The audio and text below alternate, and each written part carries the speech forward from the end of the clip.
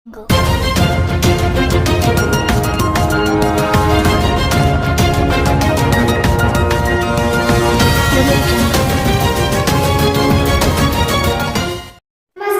सय्यद सफर शोगल. आपण पाहत आहात तेज वार्ता news network and entertainment channel.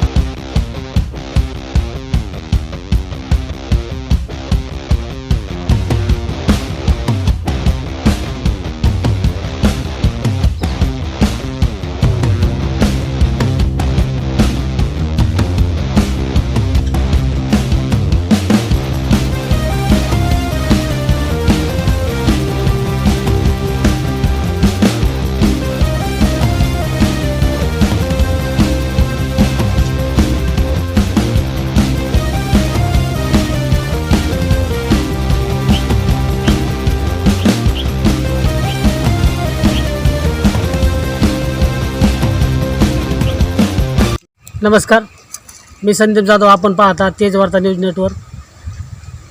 मागील काही दिवसामध्ये पावसाचं अतिवृष्टी झाल्यामुळे शेतकऱ्यांचं प्रचंड पिकाचं या ठिकाणी नुकसान झालेलं आहे. त्याचप्रमाणे आता तुरीचं एक पीक असं आहे आणि ज्वारीच्या पिकावरही अमेरिकन लष्करीने त्या पिकावर शिरकाव केलेला आहे आणि त्या पिकाचं प्रचंड प्रमाणात नुकसान झालेलं आहे.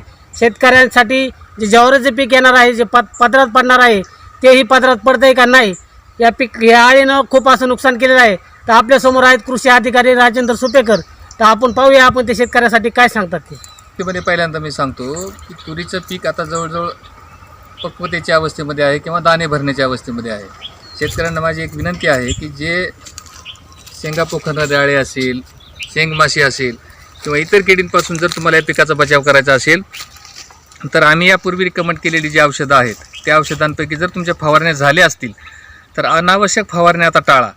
मी बऱ्याच क्षेत्रामध्ये आज तुरीचं पाहणी केलेली आहे. जिथं जिथं दाणा भरलेला आहे, जिथं शेंगा स्वच्छ आहेत अशा ठिकाणी फवारणी करून अननेसेसरी पैसे वाया घालू नका. परंतु ज्या ठिकाणी तूर अपक्वत आहे किंवा फुलाच्या अवस्थेमध्ये आहे अशा ठिकाणी तुम्ही चांगल्या औषधाच्या फवारण्या घ्या. मी मागेही एकदा सांगितलं होतं की सुरुवातीची एक फवारणी जर तुमची प्रोफेक्सी वगैरे प्रोपेनोफॉसची झालेली असेल तर तुम्ही सेकंड फवारणी इमामेक्टिन बेन्झोएट ग्रुपमधली घ्या, स्पिनोसॅड ग्रुपमधली घ्या किंवा कोरेजिनसारखं औषधं घ्या.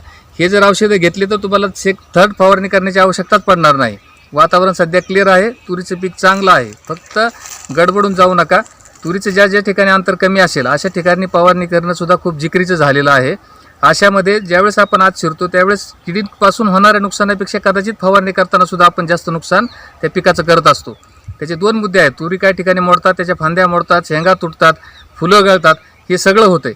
त्याच्यामुळं वारंवार दाट तुरीमध्ये शिरून फवारणी करण्यापेक्षा प्रभावी औषधांची जर 2 फवारण्या झालेल्या असतील फुलं लागल्यापासून शेंगा लागण्याच्या अवस्थेमध्ये, तिसरी फवारणी आता करण्याची आवश्यकता नाही. दुसरा मुद्दा आहे ज्वारीचा. ज्वारीमध्ये लष्करी अळीचा प्रादुर्भाव झालेला आहे. याच्या संदर्भात सुद्धा आपण 15 दिवसापासून वर्तमानपत्राच्या माध्यमातून किंवा व्हिडिओच्या माध्यमातून लोकांमध्ये जनजागृती करण्याचा प्रयत्न करत आहोत. याला सुरुवातीच्या कालावधीमध्ये साधं सिंपल क्लोरोपायरिफॉसचं औषध जर तुम्ही मारलं तरी ते कंट्रोलमध्ये येऊ शकते. तुम्हाला जर वाटत असेल आपल्याकडे प्रादुर्भाव जास्त आहे किंवा आपल्याला चांगल्या पद्धतीने कंट्रोलमध्ये आणायची, इमामेक्टिन बेन्झोएट तुम्ही वापरू शकता. ती पण आळी कंट्रोलमध्ये येऊ शकते. प्राथमिक अवस्थेमध्येच फक्त आळीकडे बघत बसण्यापेक्षा त्याच्यावरती लगेच तात्काळ जर आपण कीटकनाशक वापरली आणि व्यवस्थितपणानं वापरली, औषध पोग्यात पडेल अशा पद्धतीने वापरली तर निश्चितपणे येणारी लष्करी आळीसुद्धा आपण नियंत्रणात ठेवू शकतो आणि जे काही पीक असेल ते आपण आपल्या पदरामध्ये पाडू शकतो. धन्यवाद.